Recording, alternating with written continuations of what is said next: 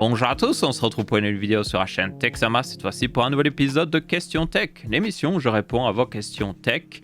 Et du coup ici, nous allons répondre à 10 questions. Vous avez une table des matières dans la description ainsi que sur la barre de lecture qui vous permettra de sauter vers les questions qui vous intéressent le plus. Si vous aussi vous avez des questions, n'hésitez pas à les poster dans les commentaires et j'y répondrai dans un prochain épisode. Commençons tout de suite. La première question est de Xenius, il nous pose la question suivante. Sur internet, je vois de plus en plus de gens recommander 32 Go de RAM contre 16 Go de RAM. Certains jeux poussent déjà proche des 16 Go et quand tu as quelques fenêtres d'eau verte à côté, Discord, Chrome, etc., ça peut vite augmenter la charge. Sachant qu'il n'y a pas une grande différence de prix, est-ce que passer sur 32 Go de RAM en vaut la peine? Et la réponse courte est oui, ça en vaut la peine. Réellement, la plupart des jeux AAA maintenant commencent à consommer pas mal de RAM et 16 Go. Vous n'avez pas vraiment 16 Go déjà quand vous avez 16 Go parce que Windows va prendre un petit peu de par-ci par-là et du coup, ça devient vite très limité. Vous pouvez toujours vous en sortir avec 16 Go, surtout si vous micromanagez, mais 32 Go sera juste beaucoup plus confortable, plus future-proof et vous n'aurez pas besoin de micromanager et la différence de prix n'est pas énorme. Donc, je conseillerais, quoi qu'il arrive, de passer à 32 Go de RAM. Et pour ceux qui veulent micromanager, comme j'ai dit, ce que vous devez faire en réalité, c'est tout simplement couper Chrome, couper Discord, couper tout ce qui ne devrait pas tourner pendant que vous jouez pour vraiment vous concentrer sur le jeu. Et là, vous devriez vous en sortir même si vous avez un petit peu moins de RAM. Mais idéalement, oui, je vous dirais de passer à 32 Go de RAM. J'ai un guide d'upgrade de RAM qui arrive bientôt. Je vais commencer sur ordi portable parce que c'est là où bien souvent on manque de RAM parce que les constructeurs aiment bien mettre des fois même 8 Go dans des ordi portables gaming, ce qui est ridicule. Donc je ferai un guide d'upgrade de RAM à ce niveau-là. Vous allez voir, c'est pas très compliqué, c'est pas très cher d'upgrade et ça en vaut vraiment la peine. Ensuite, nous avons une question de Zephyr 1416 qui nous pose la question suivante. Est-ce qu'aujourd'hui il vaut mieux partir sur un laptop avec une RTX 3000 ou attendre les laptops avec des RTX 4000? Alors ça, cette question est souvent posée, et que ce soit même pour les cartes graphiques qui vont sortir, les processeurs qui vont sortir ou même n'importe quoi. Et moi, ma réponse en général, c'est à part s'il y a vraiment une annonce qui dit que ça va sortir très bientôt, franchement, des fois, attendre n'en vaut pas toujours la peine. Pour les RTX 4000 sur laptop, elles ne sont même pas encore annoncées. Les news qu'on a pour le moment, c'est pour les RTX 4000 de PC fixe. Donc celles de laptop arriveront après. Certainement, si je devais plancher, vu qu'ils ont refresh en début d'année, ce serait certainement janvier, février 2023. Donc il y a plus de 6 mois avant d'avoir ces cartes graphiques. Si tu dois attendre 6 mois pour quelque chose, achète-le juste aujourd'hui. Surtout si les prix sont bons. Donc personnellement, pour les en tout cas RTX 4000 sur ordi portable, je n'attendrai pas. Je ne crois pas qu'il y aura non plus une méga différence. Maintenant, j'en profite pour faire le parallèle. Pour ceux qui sont sur PC fixe, est-ce que ça vaut la peine d'attendre les RTX 4000 ? Là, c'est encore une autre question, parce que les ordi portables sont toujours restés en stock, même pendant la crise des GPU. Mais les cartes graphiques, évidemment, de PC fixe, c'était une toute autre histoire. Donc, rien que pour cette raison, le truc, c'est qu'on a du stock en ce moment, mais qui assurera qu'on aura du stock quand les RTX 4000 sortiront? Peut-être qu'elles seront pas assez produites assez vite et qu'on n'aura aucun stock et qu'elles coûteront trop cher. Oui, elles devraient normalement pousser le prix des RTX 3000 vers le bas, mais peut-être qu'il y a beaucoup de gens qui attendent justement les RTX 4000, qui n'achètent pas d'RTX 3000, et quand ils vont voir qu'ils peuvent pas acheter des 4000, eh bien ils vont acheter les 3000 et du coup on n'aura plus de stock encore une fois. Ça va aussi prendre de la capacité de production sur RTX 3000, donc ça devrait diminuer leur stock. Donc honnêtement, même chose ici, même si les RTX 4000 sont très proches, moi je prendrais éventuellement une RTX 3000 maintenant, franchement. Si je devais vraiment acheter, si j'en ai vraiment besoin, j'en prendrais une maintenant.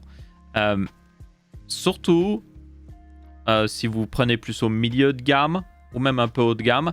Maintenant, si vous voulez du ultra haut de gamme, si vous êtes prêt à acheter une RTX 3090 maintenant, attendez les RTX 4000. Si votre budget est déjà complètement overkill, que vous êtes prêt à payer n'importe quoi, oui, attendez les RTX 4000. Là, ça en vaudra la peine. Mais sinon, si vous allez juste acheter une carte graphique normale pour jouer milieu de gamme, haut de gamme, vous pouvez attendre. Si vous voulez acheter par contre une carte graphique entrée de gamme, ça peut valoir la peine d'attendre parce qu'il n'y a pas beaucoup d'options. Donc voilà. Maintenant, ça répond à peu près à tout le monde, je pense. Mais en général, je peux vous le dire avec la tech, c'est si vous attendez le prochain truc, bien souvent, vous ne faites qu'attendre. Parce que c'est les RTX 4000 un jour, ce sera les RTX... Peut-être qu'il y aura un refresh de RTX 4000 qui va être teasé quand les RTX 4000 vont sortir. Vous allez dire, ah mais je vais peut-être attendre cela. Et vous êtes toujours en train d'attendre au final. Donc à un moment, il faut faut passer à l'action, basiquement. Ensuite, nous avons une question de Brice B qui nous pose la question suivante. La DDR5 est-elle utile à ce jour pour les PC gamers et VR? La DDR5, quand elle était introduite, n'était pas ce qu'il y avait de plus intéressant, honnêtement, parce qu'elle était assez limitée en fréquence et surtout en timing qui était très mauvais. Donc ça, c'est quelque chose que les gens ne se rendent pas compte, c'est que vous avez la fréquence de la RAM qui est importante, mais vous avez aussi les timings. Donc la fréquence, c'est sa vitesse pure. Les timings, c'est plutôt sa latence. Donc vous pouvez avoir quelque chose de très rapide, mais s'il y a beaucoup de latence, ben, ça n'aide pas forcément. Imaginez, vous avez une voiture de course, mais il vous faut 10 minutes pour la démarrer. Ben, ça ne sert à rien. Aussi bien quelqu'un avec une voiture toute bête va vous dépasser à ce moment-là. C'est un petit peu le cas ici. Donc là, c'est clairement une voiture de course, mais il faut du temps pour la démarrer. Maintenant, la DDR5 s'est un petit peu améliorée, les prix ont diminué aussi. Maintenant, les meilleurs kits DDR5 sont à plus de 6000 MHz. En tout cas, ils commencent. Et on commençait à réduire aussi pas mal au niveau timing avec des kits qui sont en CL30, si je me souviens bien. Ceux-là commencent à dépasser vraiment ce que peut faire la DDR4.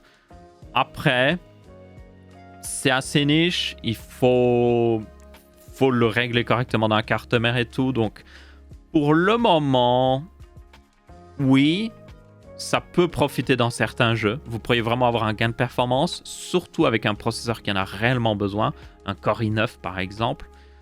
Et c'est les seuls en réalité qui en ont vraiment besoin, parce que les processeurs AMD n'ont pas de DDR5 supportés pour le moment. Donc, yep.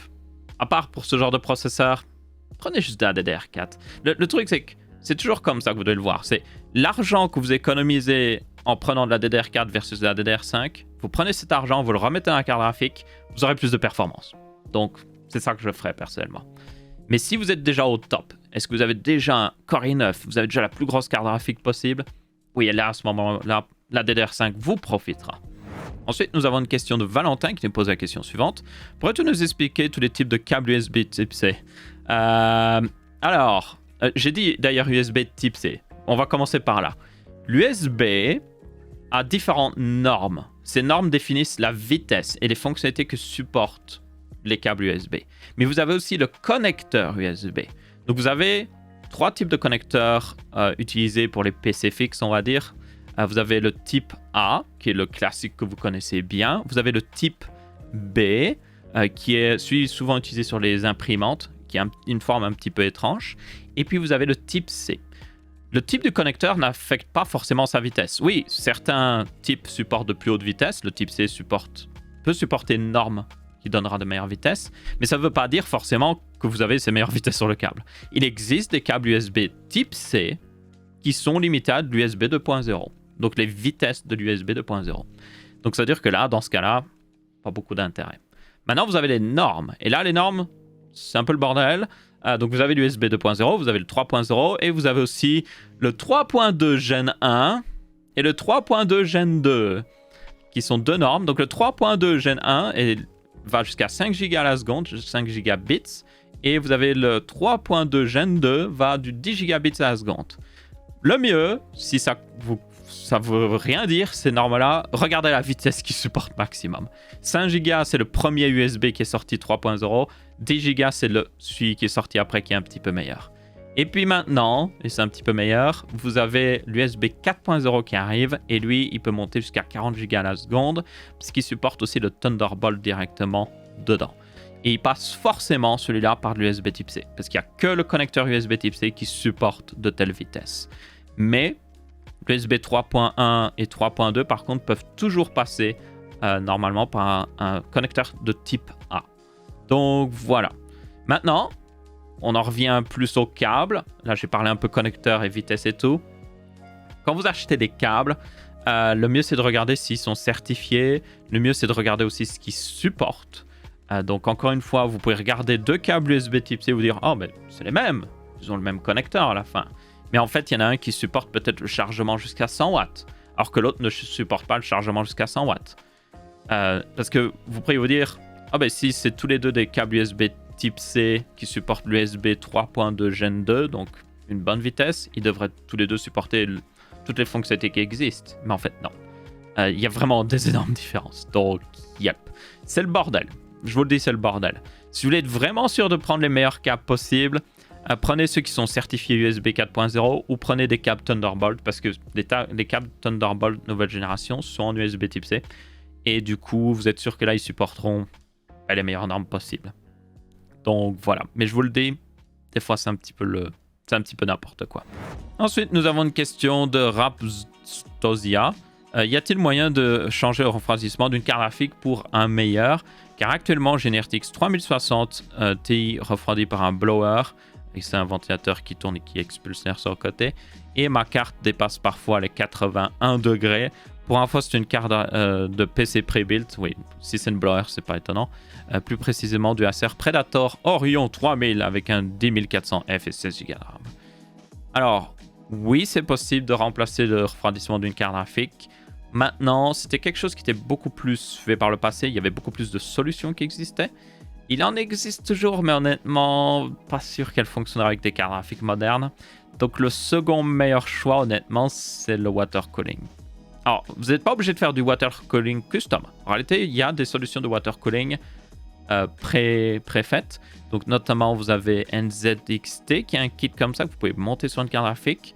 Je ne sais pas par contre si dans la dernière version de ce kit, il supporte ce modèle en particulier. Donc là, tu vas devoir regarder si cette RTX 3060 Ti utilise le PCB, c'est-à-dire le design de la carte est celui de base designé par Nvidia. Si c'est le cas, normalement là c'est un petit peu plus facile de trouver des water blocks ou des solutions pour refroidir, mais sinon ouais, c'est plutôt compliqué. Une autre solution que j'aurais donnée si tu n'avais pas un design blower, parce que là c'est un design blower, donc c'est plus embêtant. Si tu avais un design plus avec des ventilateurs classiques en avant qui soufflent de l'air à travers la carte, j'aurais pu te donner la technique que j'ai montrée dans une vidéo récente où tu peux juste remettre des meilleurs ventilateurs par devant. Ça marche très bien. Je vous la mets dans le petit i au-dessus à droite pour ceux qui auraient ce cas-là. Genre, ils ont une carte graphique comme ça, mais allez, les ventilateurs sont un peu bruyants et tout, ça peut aider. Mais lui, dans son cas avec une blower, c'est beaucoup plus compliqué. Donc là, franchement, c'est compliqué pour toi. Tu peux essayer d'apporter plus d'air frais à la carte, peut-être. Ça devrait aider.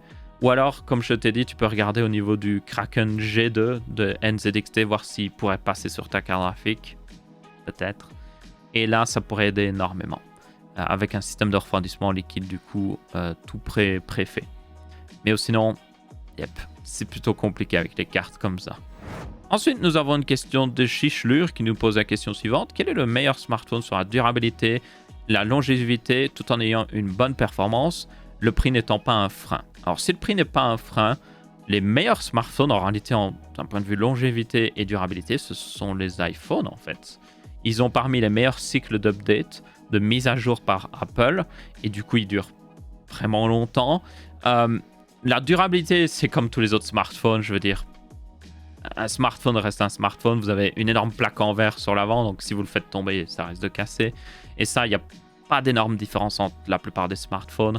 Là, c'est une question de juste mettre une bonne coque de protection pour éviter que ça arrive. Après, tenir compte, c'est que les iPhones ont toujours des écrans plats, donc c'est plutôt facile de mettre un écran de protection par-dessus. Donc ça aide au niveau de la longévité et un petit peu au niveau de la durabilité, du coup. Et puis, du coup...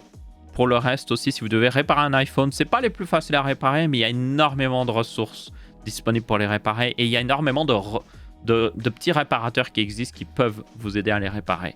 Beaucoup plus que d'autres smartphones plus obscurs.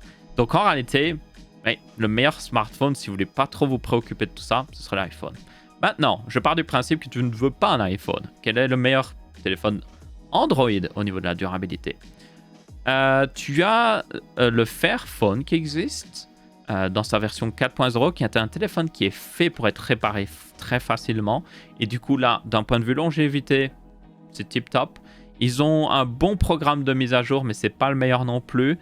Donc, si tu veux un téléphone qui dure plus longtemps au niveau des updates, des mises à jour, ben là, ce serait peut-être, tu as les OnePlus, tu as les Samsung, qui ont des très bons programmes de mise à jour, ainsi que les Pixel de chez Google. Maintenant, les Pixels ont toujours eu des problèmes un petit peu dans le futur, donc qu'on ne sait pas forcément. Donc là, peut-être que le meilleur choix, ce serait peut-être un téléphone Samsung en réalité. Samsung, avec leur dernière gamme de Galaxy S22, promet énormément d'années de mise à jour. Donc ça en vaut la peine. Ils promettent 5 ans, si je me souviens bien. ou 4 ans ou 5 ans, je sais plus. En tout cas, c'est énorme. Donc ça en peut valoir la peine. Et les Samsung sont plutôt fréquents comme téléphone, donc les réparateurs ont un meilleur skill pour les réparer. Forcément, ils ont plus de pièces disponibles et tout ça. Donc je prendrais peut-être, oui, un Galaxy S22. Peut-être pas les plus grands. Enfin, les deux, le S22 et le S22 Plus ont tous les deux des écrans plats. Et du coup, ils sont plus faciles à réparer au niveau de l'écran. Donc peut-être que ce serait ton meilleur choix. Donc voilà. Et ça, en partant du principe que l'argent n'est pas une limitation. Je tiens à préciser. Maintenant, si l'argent était une limitation, là, c'est plus compliqué. Je dirais peut-être si... en réalité, si l'argent est plus une limitation, peut-être l'un des pixels un petit peu moins cher. Les pixels 5A, notamment, étaient moins chers. Ça peut valoir la peine. Ou peut-être un téléphone Samsung un petit peu moins cher. Xiaomi, pas toujours convaincu au niveau des mises à jour dans le temps si vous les payez pas cher. Genre oui, leur meilleur smartphone chez Xiaomi, ils les mettent à jour longtemps, mais ceux qui sont d'entrée de gamme et milieu de gamme, ça dépend, pas toujours, donc yep. Ou sinon OnePlus aussi qui ont un meilleur programme de mise à jour. Après, il est moins bon sur les téléphones d'entrée et de milieu de gamme, donc faut faire attention à ça, c'est un petit piège ici. Ensuite, on a une question de Gillette MyTeam, oui, qui dit « Chez AMD, pourquoi en Zen 2, on avait une gamme de processeurs très large, donc du 3100 au 3950, alors qu'en Zen 3, ça descend pas en dessous du 5500, il n'y a aucun Ryzen 3 ?» Eh bien, la réponse est assez compliquée en réalité. Alors déjà, je ne travaille pas chez AMD, donc je ne saurais jamais dire vraiment exactement la réponse exacte à ça, la décision qu'ils ont prise, mais je peux un peu extrapoler par rapport à ce qui se passe. Donc déjà, on a eu 2020 et 2021, beaucoup de problèmes de production. Donc quand ils fabriquent un processeur AMD, ce qu'ils font, c'est qu'ils fabriquent des CCD sur les Ryzen. Donc c'est des complexes de cœur. Un CCD peut avoir jusqu'à 8 cœurs. Donc s'ils veulent faire un Ryzen 3, même un Ryzen 5 et jusqu'à un Ryzen 7, il faut un seul CCD. Et du coup, ce CCD, quand il est fini, ils sont en mode « Ah ben tous les 8 cœurs fonctionnent, c'est un Ryzen 7. 6 cœurs fonctionnent, mais les deux autres sont un peu instables à cette fréquence. On va faire un Ryzen 5. La moitié des cœurs ne fonctionnent pas. Ce sera un Ryzen 3. » Et c'est comme ça qu'ils font. Ils trient, en fait. Ils gardent les meilleurs pour les Ryzen 7 et les moins bons finissent en Ryzen 3. Le truc ici, à mon avis, c'est que AMD, en réalité, a des bons rendements de production. Donc, je pense qu'ils n'avaient pas trop de défectueux. Mais surtout, ils n'arrivaient pas à en produire assez parce qu'il y avait des gros problèmes de production. Du coup, ils sont concentrés sur le marché des processeurs haut de gamme sur PC fixe, Ryzen 7, Ryzen 5, et sur le marché des ordinateurs portables, où là, tu as beaucoup de Ryzen 3, tu as beaucoup de processeurs 4 cœurs. Donc, à mon avis, tout ce qui aurait pu finir en Ryzen 3 sur PC fixe a fini dans des ordi portables, parce qu'ils n'en avaient pas assez, tout simplement. Et du coup, ils sont concentrés sur les marchés les plus lucratifs et ceux qui rapportent le plus d'argent, comme le marché des ordi portables, parce que là, ils peuvent en vendre des millions à des constructeurs et pas trop se préoccuper. Et puis le marché des PC fixes, où là, un Ryzen 7, ça se vend beaucoup plus cher, donc ça rapporte plus d'argent. Et donc, c'est pour ça que je pense honnêtement qu'il n'y a pas eu de Ryzen 3. Surtout d'un point de vue problème de production. Parce que, en réalité, même le Ryzen 5500 que tu parles, il est sorti que ça fait pas très longtemps qu'il est sorti. Jusqu'à maintenant, il n'y avait même pas de Ryzen 5 d'entrée de gamme. Le plus petit Ryzen 5 que vous pouviez acheter encore il y a quelques mois, c'était le 5600X. Et c'était pas un petit processeur. Donc ça souligne encore plus le fait qu'ils avaient réellement, certainement, des problèmes à s'approvisionner en processeur. Donc, ou en tout cas en faire fabriquer par TSMC. Donc, yep. Pour moi, c'est ça. Après, il y a peut-être d'autres raisons. Si vous avez des théories, mettez-les dans les commentaires. Ensuite, nous avons une question de Pierre-Yves qui nous dit « Bonjour Auré, pourquoi est-ce que le front panel est constitué de plein de petits câbles et non d'un câble commun comme l'USB ?» Donc le front panel, ce sont les boutons que vous avez à l'avant d'un PC. Si vous n'avez jamais monté de PC, ces boutons sont très embêtants parce que vous avez plein de petits câbles qui viennent et qui se branchent à la carte mère. Donc il y a un tout petit câble qui va permettre de brancher le bouton d'alimentation. Vous avez un tout petit câble qui va permettre d'avoir la lumière de ce bouton d'alimentation. Vous avez un tout petit câble pour le bouton Reset. Et vous avez un tout petit câble pour bien souvent aussi la lumière du disque dur qui clignote. Et du coup, vous avez tous ces petits câbles que vous devez brancher. Ils sont très petits, très embêtants à brancher. Et la plupart des gens tout comme Pierre-Yves ici, il se demande pourquoi on n'a pas un connecteur universel? Pourquoi on n'a pas juste un gros câble avec tous ces câbles ensemble et on le branche? Point. Comme l'USB par exemple. Eh bien, je ne sais pas non plus honnêtement. Ça fait des années que les constructeurs de boîtiers de carte mère auraient pu se mettre d'accord pour le faire. En réalité, si vous regardez, la plupart des cartes mères ont exactement le même setup, genre les câbles sont exactement au même endroit, donc il n'y a rien qui empêcherait de faire un connecteur universel.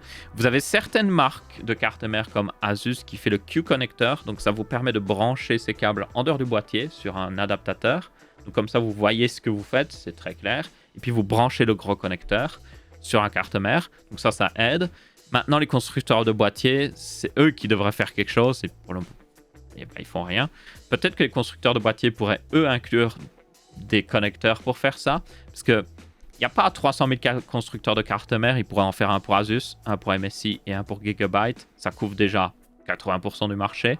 Un pour ASRock. Bon, là, ils ont 90% du marché. Et bien souvent, j'ai l'impression que Asus utilise toujours le même. Ils mettent les pins au même endroit. Donc, ils pourraient totalement le faire. Donc, peut-être que c'est aux constructeurs de boîtiers de faire quelque chose. Ou tout simplement, il faudrait qu'ils se mettent à une table avec les constructeurs de cartes mères et qu'ils se décident enfin à faire un connecteur universel. J'adorerais que ce soit le cas parce que honnêtement, je suis en train de travailler sur un tuto de montage PC et je peux vous dire que ça, c'est la partie qui est embêtante à expliquer aux gens parce que je suis en mode regardez le manuel et bonne chance parce que je ne peux pas les aider plus que ça. Et c'est très embêtant. Donc, ouais. Ensuite, nous avons une question de Alex Galinotti. Pourquoi, en tant que casu fan de hardware, on n'ose jamais prendre de carte graphique AMD? Peur de manque de DLSS, de RTX, etc. Point d'interrogation. Les CG AMD sont-elles vraiment bonnes?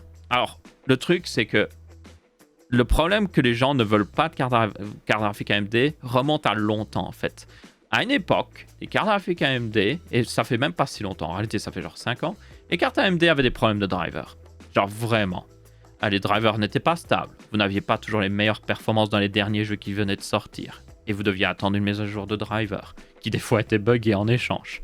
Et du coup, ça a donné une mauvaise réputation à AMD et leur carte graphique. En réalité, maintenant, je peux vous dire, si vous pensez toujours que les drivers AMD sont buggés, eh bien, repensez, parce qu'ils sont bien meilleurs maintenant. Ils ne sont pas parfaits. Il y a toujours des petits bugs, mais je peux vous dire que les drivers NVIDIA ont autant de petits bugs.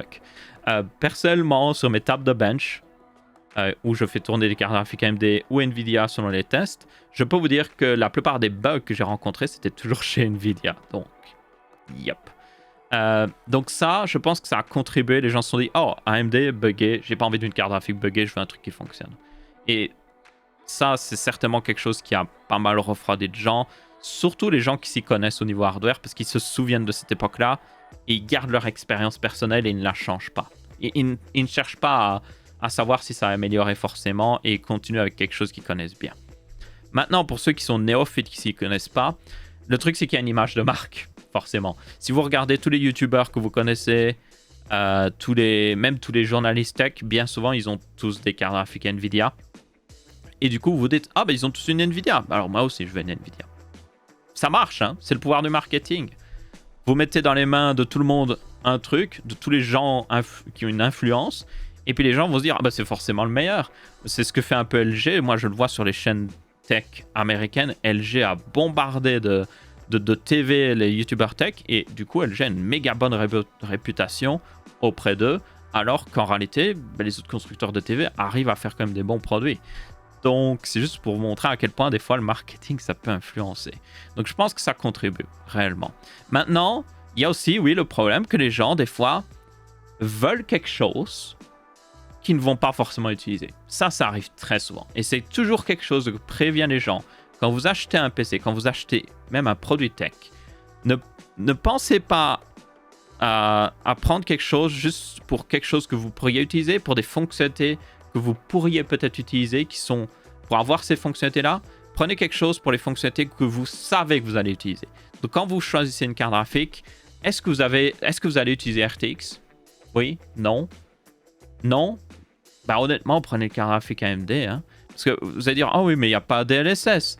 Mais AMD a FSR maintenant. Et FSR commence à être rajouté dans pas mal de jeux, donc ça en vaut la peine.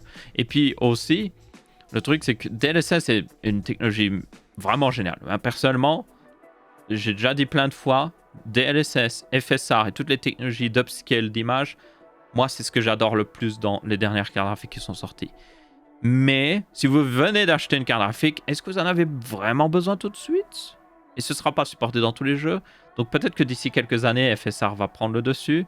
Et peut-être que d'ici quelques années, DLSS va juste être abandonné par Nvidia parce qu'ils ont du mal à amener assez de développeurs. C'est tout à fait possible. Donc c'est pas parce que vous prenez une carte graphique DLSS que ça vous garantit forcément que ça va être la technologie qui va dominer dans le futur, en fait. Donc, c'est aussi un peu le problème ici. Après, je peux comprendre que les gens se disent bah, je veux la carte graphique qui supporte le plus. Et si vous avez une carte graphique Nvidia, vous avez le support de DLSS, mais vous avez aussi le support de FSR parce que ça fonctionne sur les cartes graphiques Nvidia. Donc, je pense qu'il y a aussi cette influence-là et aussi l'influence que les gens veulent. Ils veulent toutes les checkbox, ils veulent toutes les fonctionnalités. Même s'ils ne vont pas les utiliser, ils les veulent toutes. Et je pense que c'est pour ça que du coup, certaines personnes préfèrent la carte graphique Nvidia. Mais honnêtement, je vous le dis, carte graphique AMD, très performante, plus efficace au niveau énergétique sur cette génération. Et vous avez quand même pas mal de fonctionnalités. AMD a des fonctionnalités très intéressantes. Ils ont du coup FSR, mais ils ont aussi des technologies qui vous permettent de basiquement faire un petit peu comme FSR, mais sur tous les jeux qui existent, DirectX 10 et 11, si je me souviens bien, et 12 aussi. Donc ça porte plein de jeux. Nvidia a rajouté après, d'ailleurs, ce truc-là. Et ils ont d'autres fonctionnalités intéressantes. Donc, ça. C'est pas des mauvaises cartes graphiques, donc n'hésitez pas à tester. Et le truc, c'est que bien souvent, vous pouvez tester. Vous avez 14 jours satisfaits remboursés avec beaucoup de produits tech, donc n'hésitez pas à regarder si ça vous convient, en fait. Surtout si c'est moins cher, que vous avez plus de performance pour le prix, ce qui est le cas à l'heure actuelle. N'hésitez pas à tester, en fait. Ensuite, nous avons une question de Marcel Croizat qui nous pose la question suivante. Pourquoi les cartes graphiques abandonnent-elles l'USB Type C? C'est pourtant bien pratique d'avoir un port connecté en direct avec le GPU pour la VR ou un second écran. Je suis d'accord avec toi, premièrement. C'est très pratique. Je le vois par exemple sur ma RTX 2080 Ti que j'ai toujours. Je l'ai mis dans mon PC Mini TX et du coup j'ai un USB Type C sur cette carte graphique qui me permet de brancher directement un écran portable. Et c'est très pratique, franchement. Ça rend ce setup encore plus portable. Parce que vous avez de l'USB Type C sur les cartes mères que vous pouvez techniquement utiliser pour faire passer un signal vidéo. Mais le problème, c'est que ce signal vidéo va devoir repasser par le slot PCI Express, passer par le processeur et puis sortir par le port à l'arrière. Du coup, ça peut rajouter de la latence, tout simplement, et un peu d'input lag. Donc, c'est pas idéal, surtout pour un PC gaming. Donc, maintenant, pour répondre à la question pourquoi il n'y en a plus, eh bien, je pense que tout simplement, tu as un petit peu répondu, c'est plus pour la VR normalement. En tout cas, à la base, quand ils ont introduit ce connecteur USB Type C sur les RTX 2000 notamment, c'était pour la VR. Mais la VR, un petit peu du mal à décoller. Il y a peut-être un manque de bons casques qui n'est pas vendu par Facebook parce que les gens ne veulent pas des casques vendus par Facebook. Personnellement, j'aimerais tester la VR, mais je suis en mode je ne veux pas de casque Facebook. Donc ça, c'est un problème. Vous avez aussi le problème qu'il n'y a pas de bons jeux AAA encore de sortie. Donc la plupart des gens se disent je vais attendre que ça devienne meilleur. Je vais attendre la prochaine génération. Et du coup, Nvidia, ils voient ça, ils sont en mode oh, personne ne veut de casque VR. On retire le connecteur USB Type C. Bon. Parce que Nvidia influence les connecteurs de base sur chaque carte graphique Nvidia vendue. Les constructeurs peuvent en rajouter plus, mais les connecteurs de base sont influencés par Nvidia. Donc c'est Nvidia qui va dire il faut un HDMI, il faut 2 DisplayPort, il faut ci, il faut ça. Du coup, la raison pour laquelle il n'y a plus d'USB Type C, c'est parce que Nvidia ne dit plus d'en mettre par défaut sur les cartes graphiques. Maintenant, une autre raison aussi pour laquelle ils ont peut-être retiré l'USB Type C, et ça va avoir plus de sens après, c'est que vous avez des nouvelles normes d'écran qui arrivent, notamment le DisplayPort 2.0 qui arrive, et celui-ci ne serait pas supporté via l'USB Type C, même en Thunderbolt 4, si je me souviens bien, donc, parce qu'il a une bande passante plus haute que l'USB Type C, et du coup, vous ne pourriez pas l'utiliser avec ça. Donc, je pense qu'aussi, peut-être qu'ils ont pensé au futur et qu'ils évitent de se coincer avec ça. Après, il prend pas beaucoup de place, le connecteur, donc j'ai envie de dire, Nvidia, AMD, mettez-en juste un sur le côté vite fait. Ça fait pas de mal et ça permet réellement, comme tu le dis, Marcel, de brancher un écran secondaire ou autre chose. Donc, yep, surtout sur les PC Minitic, c'est très pratique. Donc, yep. J'espère qu'ils feront leur retour, mais j'y crois pas trop, personnellement. Et du coup, c'était la dernière question de cette question tech. En avez-vous aussi des questions? Vous pouvez les poser dans les commentaires et j'essaierai d'y répondre dans le prochain question tech. En attendant, si vous avez apprécié cette vidéo et que vous l'avez trouvée utile, vous pouvez laisser un super thanks. C'est un mini tip. Vous pouvez par exemple laisser 2 € pour remercier la chaîne et me permettre de soutenir dans la création de contenu pareil. Ou alors, vous pouvez laisser un petit pouce bleu ou un pouce rouge et un commentaire pour dire peut-être ce que vous aimez par rapport aux vidéos ou peut-être si vous avez des précisions par rapport à ce que j'ai dit ou des précisions par rapport à n'importe quoi qu'on a parlé comme sujet ici. Merci à tous d'avoir regardé. Je vous retrouverai pour une prochaine vidéo et je vous dis ciao ciao.